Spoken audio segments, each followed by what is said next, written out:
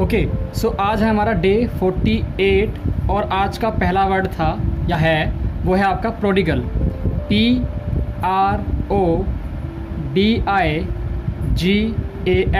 Prodigal. इसका मतलब क्या होता है? इसका मीनिंग जो आपका इंग्लिश में होता है वो हो जाएगा आपका एक्स्ट्रा वैगेंट। एक्स्ट्रा वैगेंट कौन होता है? EXTRAVAGANT। एक्स्ट्रा वैगेंट वो इंसान होता है जो बहुत खर्चा करता है, उसे आप एक वर्ड में बोलते हैं खर्चीला। तो ये आपका वर्ड था एक्स्ट्रा वैगेंट, खर्चीला। सेकंड वर्ड पे आएंगे आप। आज का सेकंड वर्ड जो हमारे सामने है वो हो जाएगा आपका प्रोडिगस। PRODIGIOUS, प्रोडिगस। इसका मीनिंग होता है आपका इनॉर्मस और ह्यूज। इनॉर्मस ENORMOUS, इनॉर्मस और ह्यूज यानी विशाल, बहुत बड़ा। उसे हम बोलते हैं क्या? प्रोडिगस बोलते हैं उसे हम। PRODIGIOUS, विशाल, बहुत बड़ा। अगले वर्ड पे आते हैं। हमारे सामने जो अगला वर्ड है, थर्ड वर्ड हमारे सामने है, वो क्या हो जाएगा? वो हो जाएगा प्रोफाउंडली। PROFOUNDLY, profoundly. एंड इसका जो आपका मीनिंग हो जाएगा इंग्लिश में वो हो जाएगा to a profound extent. To a profound extent, profound extent, EXTENT, extent. इसका जो आपका हिंदी में मीनिंग है वो हो जाएगा आपका गंभीरता पूर्वक। गंभीरता पूर्वक। तो ये आपके 3 वर्ड थे। हम आगे बढ़ते हैं और अगला वर्ड लिखेंगे हम लोग। तो हमारे सामने फोर्थ वर्ड हो जाएगा प्रोग्नोसिस। फोर्थ वर्ड हमारे सामने क्या है?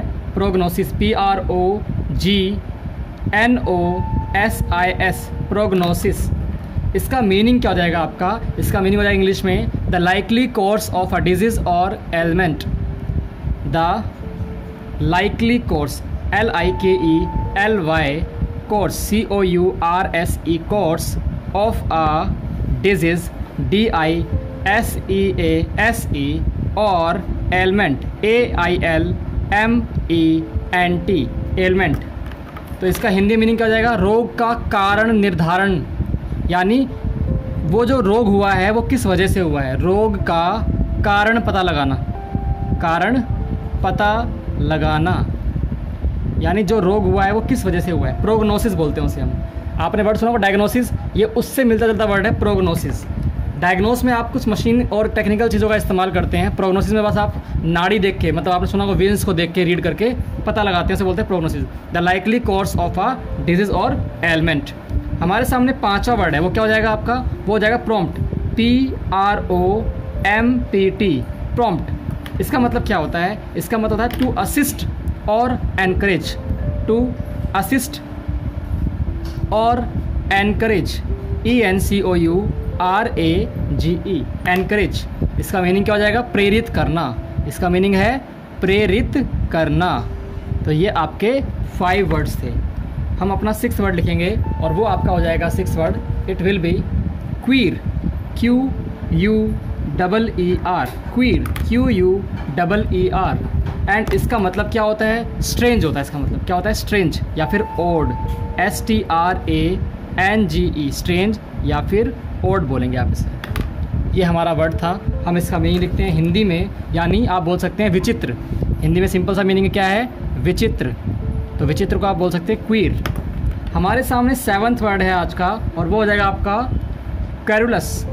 कैरुलस यानी QUERULOUS, कैरुलस।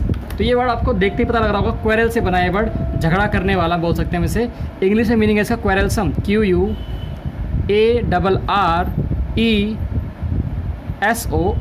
क्वेरलसम। और इसे हिंदी में बोलते हैं हम क्या? झगड़ालू। झगड़ालू, जो झगड़ा करता हो उसे बोलते हैं हम क्या? झगड़ालू। हमारे सामने 8th वर्ड है और वो आपका हो जाएगा क्या? Queer. QUIVER, queer, QUIVER, queer. ये आपका वर्ड है। इसे बोलते हैं हम हिंदी इंग्लिश में ट्रैम्बल, TREMBLE, ट्रैम्बल। और शेक, SHKE। हिंदी मीनिंग अगर आप देखेंगे इसका तो वो निकल के आएगा कांपना। कांपना। तो जो क्वीर होता है आपका QUIVER, इसका इस्तेमाल आप कर सकते हैं कांपने के सेंस में। 9th वर्ड आपका आज का है वो है रेज, RAGE। जो रोड पे झगड़ा होता है उसको हम बोलते हैं इंग्लिश में रोड रेज।